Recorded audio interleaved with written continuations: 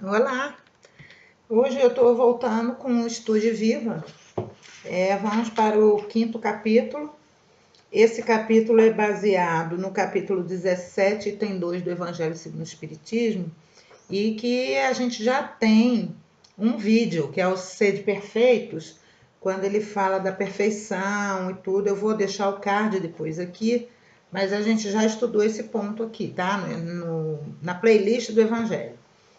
E também se remete à questão 169 do Livro dos Espíritos, que eu tenho lá aberta aqui. Não tem nada lá fora. Eu vou ler para vocês. Questão 169, Livro dos Espíritos. É invariável o número das encarnações para todos os espíritos? Aí a falange da verdade responde: não. Aquele que caminha depressa, a muitas provas se forra. Todavia, as encarnações sucessivas são sempre muito numerosas, porquanto o progresso é quase infinito. Então, se vocês forem ver o vídeo lá, que eu já fiz o estudo do Evangelho, o capítulo é esse: sede perfeito como vosso Pai é perfeito. E nele o Kardec fala que essa perfeição é relativa, porque se nós pudéssemos chegar à perfeição, né, tiraríamos o atributo divino. A criatura poderia se igualar ao Criador. Então, na verdade, é uma progressão infinita de aperfeiçoamento, tá? Vamos lá. Mensagem do Emmanuel, que ele ditou por Chico Xavier, sobre esses temas. Diante da consciência. A vontade do Criador, na essência, é, para nós, a atitude mais elevada que somos capazes de assumir, onde estivermos, em favor de todas as criaturas. Que vem a ser, porém, essa atitude mais elevada que estamos chamados a abraçar diante dos outros? Sem dúvida, é a execução do dever que as leis do eterno bem nos preceituam para a felicidade geral, conquanto o dever adquira especificações determinadas na pauta das circunstâncias. Vejamos alguns dos nomes que o definem o dever, nos lugares e condições em que somos levados a cumpri-lo. Ele vai dar várias situações e qual é o nosso dever diante dessas circunstâncias, tá? Na conduta, sinceridade. No sentimento, limpeza. Na ideia, elevação. Na atividade, serviço. Então, todos esses são os deveres. Até agora ele falou de sinceridade, limpeza, elevação e serviço, tá? Na conduta, no sentimento, na ideia e na atividade. Aí ele tem também, no repouso, dignidade. Na alegria, temperança. Na dor, paciência. No lar, devotamento. Certo? Repetindo: dignidade, temperança, paciência, devotamento. Essas são as condutas, os deveres de conduta do verdadeiro espírita, do cristão verdadeiro, nas circunstâncias de repouso, alegria, dor e no lar. Na rua, gentileza. Na profissão, diligência. No estudo, aplicação. No poder, liberalidade. Mais uma vez, gentileza, aplicação, diligência, aplicação e liberalidade. Então, essas são as condutas, são os deveres relacionados às nossas condutas na profissão, no estudo, no poder e na afeição.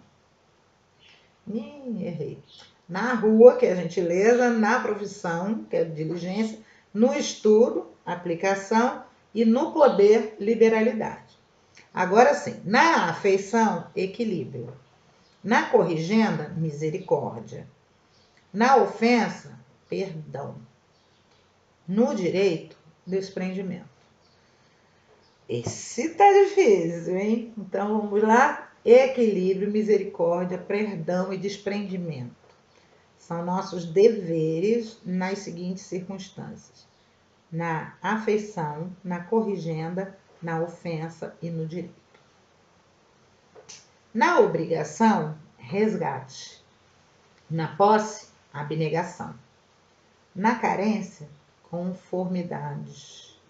Na tentação, resistência. Voltando. Resgate, abnegação, conformidade e resistência. Deveres. Nas seguintes situações: obrigação, posse, carência e tentação. Na conversa, proveito. No ensino, demonstração. E no conselho, exemplo. Em qualquer parte ou situação, não hesites quanto à atitude mais elevada a que nos achamos intimados pelos propósitos divinos diante da nossa consciência.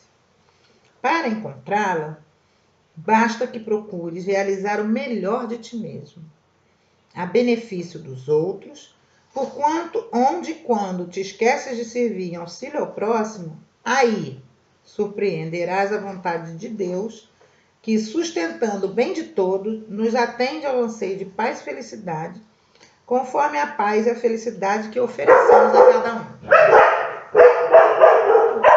Ah, por causa da obra ali do lado. É o fundo musical, gente. Veja bem, que não adianta. Vou ter que dar pausa.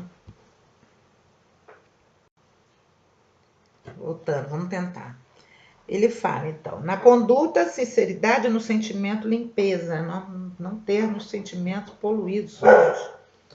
Elevação das ideias, serviço nas atividades, dignidade no repouso. O que seria dignidade no repouso, gente? É não aproveitar nossas horas de ócio em atividades indignas ou em atividades que nos rebaixam a dignidade. Temperança na alegria, não é euforia. Eu não sei o que é, gente, o que eles estão fazendo ali. Acho que estão podando árvore. Bom, então é isso. Na alegria, temperança. Nada de euforias, efusões, escândalos. Na dor, a paciência. No lar, o devotamento. Na rua, gentileza. Na profissão, a diligência. No estudo, a aplicação. Aplicação a gente pode ter também como disciplina, né? O estudo, ele merece uma disciplina. No poder, a liberalidade, para não haver o quê? O autoritarismo. Na afeição, equilíbrio, para não haver posse, para não haver a possessividade da afeição. Na corrigenda, a misericórdia também, para não errar na dose do remédio, né? Na ofensa, o perdão. Nada da gente ter que andar poluído com as ofensas. Esse aí, para mim, é um dos piores. No direito, o desprendimento. Você saber que aquilo é direito seu e você let it go. Let it go, let it go. Não dá para mim. Ainda não sou. Na obrigação, o resgate. Naquilo que você não tem como fugir, encare como resgate. Na posse, seja um abnegado. Ou seja, não se agarre, né? Na carência, conforme-se, né? Conformidade. Na tentação, resistência. Na conversa, proveito. Tem lá o vídeo dos falatórios e tem o vídeo também do automatismo que eu vou postar essa semana na série André Luiz, hein? Ok? Para tomar cuidado com o que se fala. No ensino, demonstração. Não adianta só a teoria, né? Tem que ter prática. E no conselho também, exemplo. Ou seja, as práticas, nossa conduta demonstra e exemplifica mais do que o blá, blá, blá. Tá? Então, aqui ele diz isso. Em qualquer situação, você estará cumprindo esses deveres se você fizer o melhor que você puder, tendo em vista o bem da comunidade, o bem de todos, o bem geral. Ok? E agora André Luiz enviou por Valdo Vieira, também em relação a esses temas, a seguinte mensagem. Nosso material de lição. Criatura alguma conseguirá partilhar o trabalho de várias comunidades ao mesmo tempo.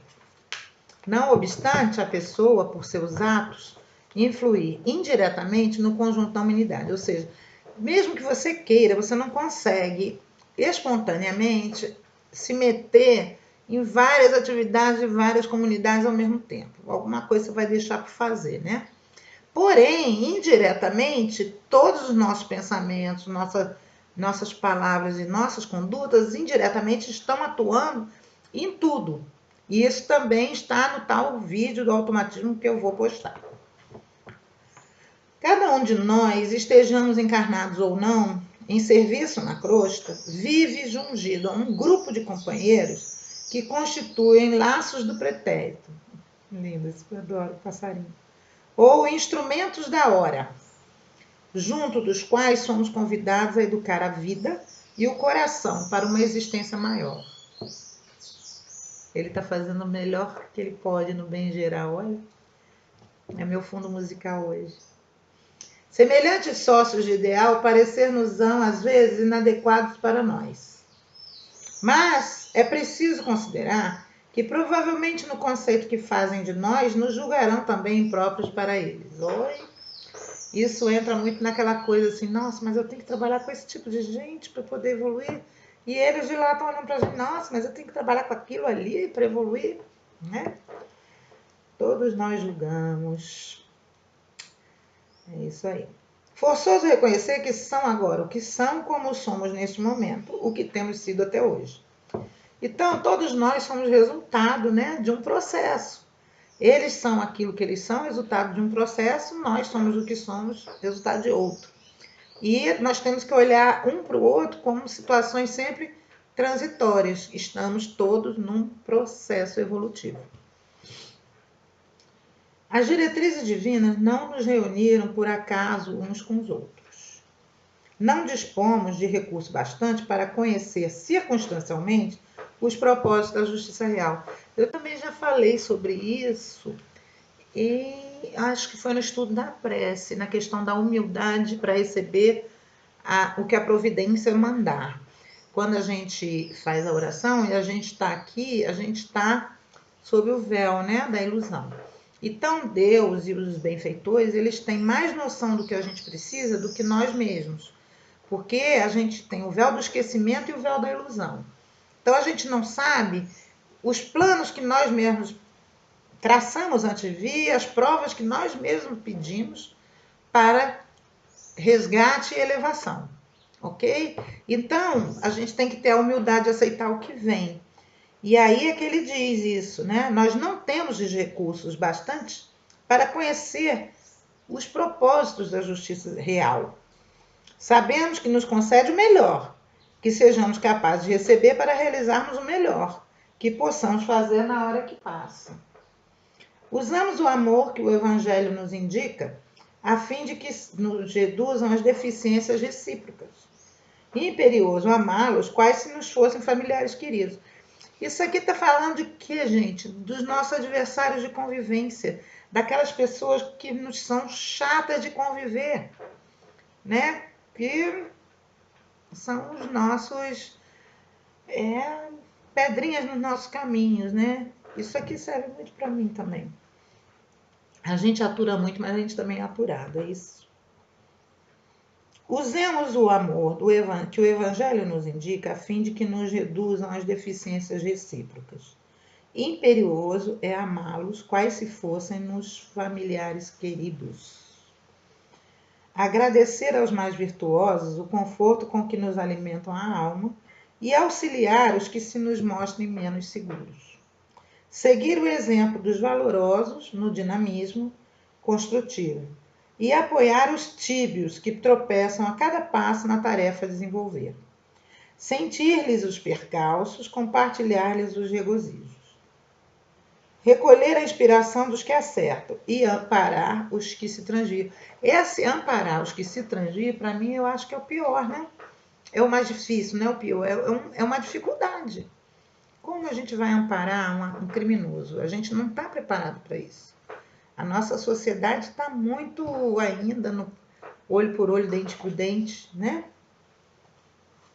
Escutar com atenção os que ensinam e ouvir com paciência os que se desequilibram nos labirintos da necessidade. Ouvir muitas vezes é uma necessidade das pessoas, gente. uma caridade que a gente pode fazer alguém ouvir o que ela tem a falar, certo? Estimular as mínimas aspirações que entremostrem o rumo da correção, permanecendo justos, para que a fraternidade jamais lisonjeie o mal naquele que nós amamos. Então a gente tem que ser justo. A gente ama uma pessoa e se a gente vê que ela está indo por um mau caminho, está tendo uma má conduta, não lisonjear nem fazer falsos elogios, para não incentivar essa má conduta, ok? Saber tocá-los no sentimento sem converter a sinceridade em censura e sem transformar a bondade em fraqueza, para que não se emaranhem nas armadilhas da ilusão. Entender que sem eles seríamos quais alunos, obrigados à frequência da escola, sem material da lição. Então, essas pessoas são o nosso material escolar. Olha que coisa. Em suma, aceitar o campo da vivência cotidiana como o educandário mais digno em que possamos estagiar, provisoriamente internado pela paternidade comum, e do qual não sairemos senão para repetência de provas, se não tivermos notas de aproveitamento que nos recomendem a equipes superiores. Exatamente uma escola, né? Ou a gente vai passar de ano, ou a gente vai repetir de ano. Para isso, guardemos por norma a realização de benefícios generalizados, a fim de que a rotina improdutiva não nos detenha à margem, adiando o nosso acesso à verdadeira compreensão. Esse último parágrafo, ele explica um pouco do trabalho que eu tenho feito com os vídeos, né? Guardemos por norma a realização de benefícios generalizados, a fim de que a rotina improdutiva não nos detenha à margem, e adiando a nossa verdadeira compreensão. Por quê? Porque eu estou em licença, né? Então eu estou, de certa forma, entre aspas, eu estou me tratando e tudo mais, mas eu estou numa certa ociosidade que estava me incomodando muito, estava me trazendo muitos problemas e estava atrapalhando o meu tratamento. E eu não conseguia enxergar nenhum caminho para fazer alguma coisa, não tinha ânimo, disposição, entusiasmo para nada.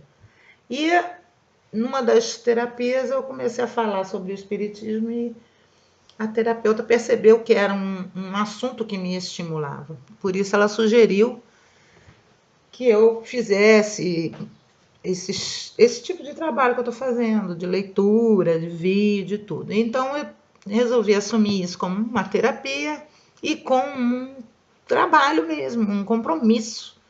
Todo dia eu acordo, todo dia eu sento aqui, eu leio os livros, eu preparo os vídeos, eu faço as artes de capinha, eu faço o catálogo do que já foi publicado, o que vai ser publicado aqui, o que vai ser publicado no Facebook, o que vai ser publicado na Pirilampo, na Alvorecer ou no Localizacão.